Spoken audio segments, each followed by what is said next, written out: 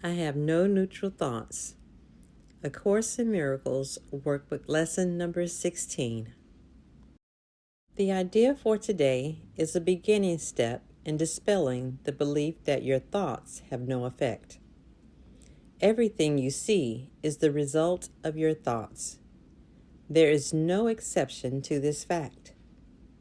Thoughts are not big or little, powerful or weak. They are merely true or false. Those that are true create their own likeness. Those that are false make theirs. There is no more self-contradictory concept than that of idle thoughts. What gives rise to the perception of a whole world can hardly be called idle. Every thought you have contributes to truth or to illusion. Either it extends the truth or it multiplies illusions. You can indeed multiply nothing, but you will not extend it by doing so. Besides your recognizing that thoughts are never idle, salvation requires that you also recognize that every thought you have brings either peace or war, either love or fear. A neutral result is impossible because a neutral thought is impossible.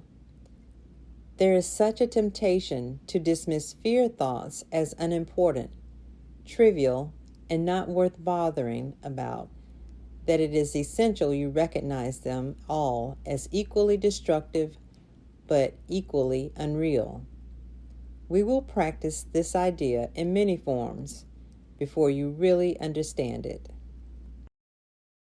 In applying the idea for today, search your mind for a minute or so with eyes closed and actively seek not to overlook any little thought that may tend to elude the search. This is quite difficult until you get used to it.